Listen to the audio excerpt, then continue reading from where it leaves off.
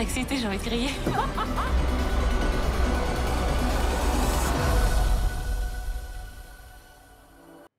40 ans après, le groupe suédois ABBA est de retour. C'est l'événement littéraire de la rentrée, la consécration de l'écrivain sénégalais Mohamed Mbougar Sarr qui a reçu le prix Goncourt. Et puis Jacques Audiard nous parle de son film Les Olympiades.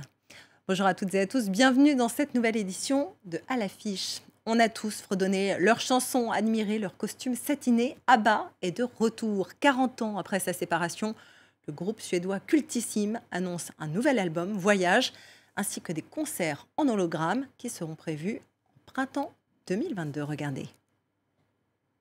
40 ans que les fans attendaient cela, ABBA est de retour avec ce titre qui d'emblée rappelle le bon vieux temps.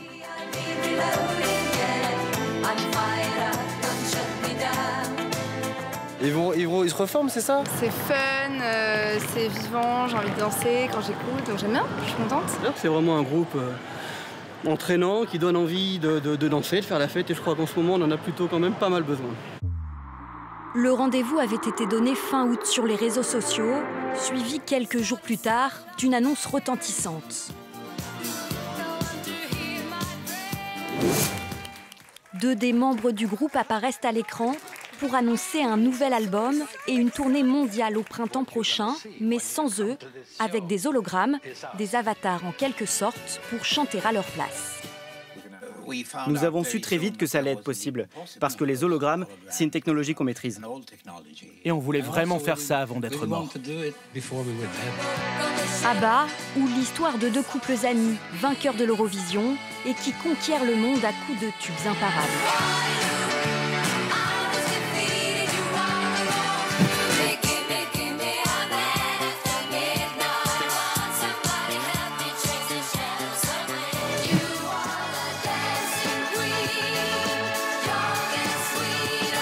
Séparés depuis 1982, jamais pourtant la flamme du groupe ne s'est éteinte. À partir des années 90, des artistes vont reprendre leurs chansons. Il va y avoir la comédie musicale Mamma Mia, puis 2 films, et tout ça va alimenter un phénomène qui ne s'éteint pas. Et les chansons, on peut le dire maintenant, sont devenues intemporelles. Entre son nouvel album et la tournée des hologrammes au printemps, 2022 devrait être une année riche pour ABBA, 50 ans exactement après leur début. C'est le Sénégalais Mohamed Mbougar Sarr qui a remporté le prix Goncourt cette année. À 31 ans, son 4e roman, La plus secrète mémoire des hommes, était le grand favori.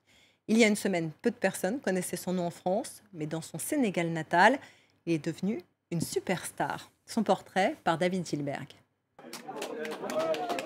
31 ans et déjà un grand. En recevant le prix Goncourt mercredi, Mohamed Mbougar Sarr plaide pour une littérature transcendant les frontières. J'espère que dans le futur, on verra de plus en plus d'écrivains issus de l'espace francophone ou de la diversité au sens large qui verront leurs œuvres, si elles sont de qualité, être reconnues, saluées. 6 membres du jury sur 10 ont voté pour son roman « La plus secrète mémoire des hommes » dès le premier tour. Il y a une telle qualité d'écriture qu'on est bluffé quand on ouvre le livre. Un roman publié par un éditeur indépendant, fait plutôt rare pour un Goncourt. L'auteur sénégalais y raconte la fascination d'un jeune écrivain pour un roman africain paru dans les années 30, un véritable hymne à la passion des lettres. Au-delà des thématiques qui peuvent traverser le roman, le rapport entre l'Afrique et l'Occident, la Première et la Deuxième Guerre mondiale, l'histoire du colonialisme. Au-delà de toutes ces questions-là, la question du plagiat également.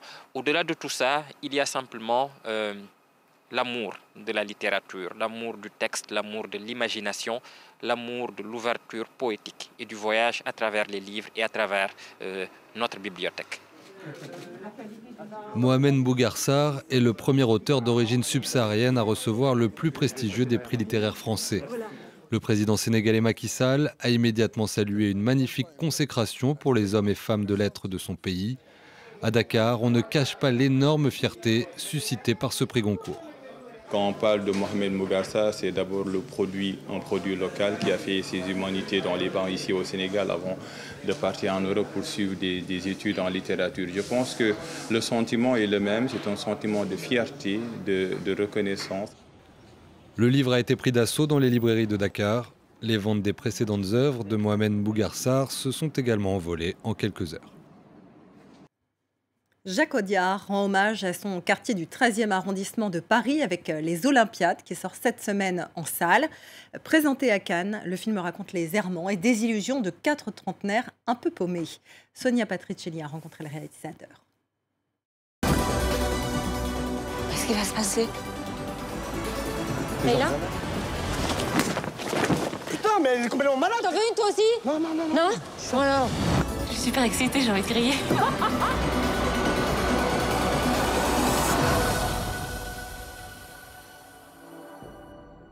Bonjour Jacques Bonjour. Audiard. À vos yeux, qu'est-ce que ce quartier des Olympiades qui donne son nom au film, quartier du 13e arrondissement parisien, reflète de la capitale? Tout à l'aspect que la capitale ne traite pas vraiment, qui est de la modernité. Je pense c'est un des quartiers vraiment les plus... J'ai vécu longtemps et j'ai vu la mutation du quartier, de la façon dont il a changé, comment le nouvel urbanisme est arrivé, l'avenue de France, tous ces trucs-là. Voilà. Et je trouve qu'il y a un geste d'architecture, c'est le seul à Paris. Des grandes tours, très cinématographiques. Pas seulement les Olympiades, ce qui s'est construit encore de l'autre côté, qui est encore en chantier. C'est très haut, c'est très beau. Alors les Olympiades, je connais ça depuis... C'était déjà là quand j'y habitais. Et c'est une très belle architecture, 60-70. Je peux te poser une question? C'est quoi ta vie sentimentale? Moi, j'ai pas envie d'être ensemble avec qui que ce soit.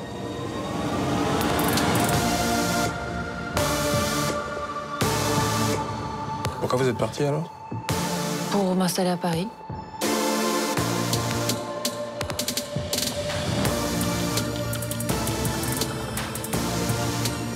Je compense ma frustration professionnelle par une activité sexuelle intense.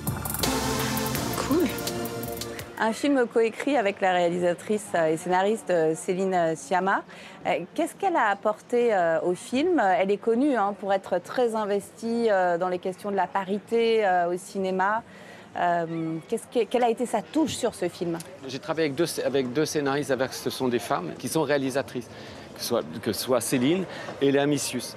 Et c'est assez singulier que ce soit des scénaristes réalisatrices. Travailler avec un scénariste ou une scénariste réalisateur-réalisatrice, c'est pas du tout la même chose.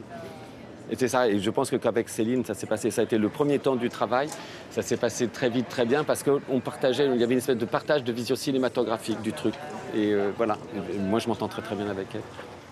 Alors Les Olympiades, c'est inspiré de l'œuvre de l'auteur de bande dessinée américain, Adrian Tomin. À quel point le film reprend les intrigues du roman graphique Les Intrus? Ces 3 nouvelles d'Adrian Tomin. Je me souviens du recueil dans lequel il y a le personnage d'Émilie.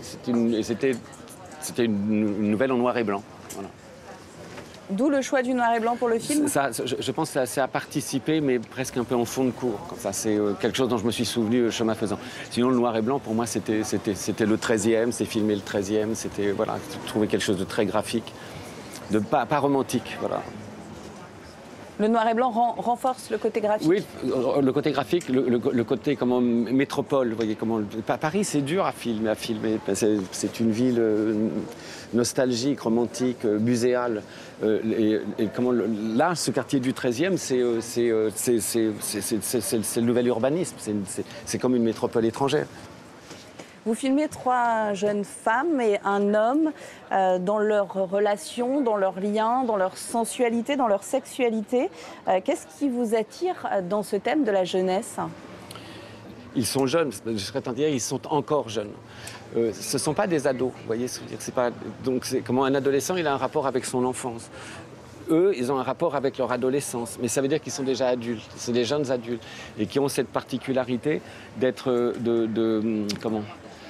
d'être d'origine différente, d'avoir fait beaucoup d'études, d'avoir déjà une expérience de la vie et une expérience presque, j'allais dire, de la mélancolie, de la difficulté de trouver du travail, de la satisfaction du travail, des choses, voilà, toutes ces choses-là, ou de se loger, voilà. Et c'est pas, et ça, je crois que c'est assez, c'est assez répandu. Ces gens qui ont passé 30 ans et qui ont encore, voilà, ils sont encore adolescents. Ou alors ils veulent que ça dure, ils ne veulent pas. Et ce sont des personnages qui se trompent sur eux-mêmes. Ils se trompent complètement. Il y en a un qui pense, qui dit « Ah, mais moi, je veux vivre seul, je veux avoir toutes les aventures du monde, voilà, comme ça. » Oui, mon petit coco, un jour, tu tomberas amoureux comme tout le monde. L'autre, la petite punk qui veut faire « comme ça. » un jour, tu seras amoureuse comme une espèce de bêtasse. Voilà, c'est tout. Voilà, c'est ça. Et ils se trompent tous. Et en fait, l'histoire résout ça. Alors chacun trouvera finalement quel est effectivement son vrai centre, sa sexualité, ce qu'on veut. L'amour, ils trouveront l'amour.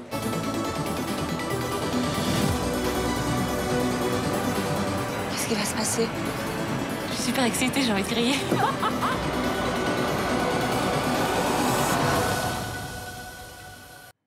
Et c'est déjà la fin de cette émission. Merci à vous de nous avoir suivis. On se quitte quand même en images avec la comédie musicale Le Roi Lion qui est de retour à Paris au théâtre Mogador.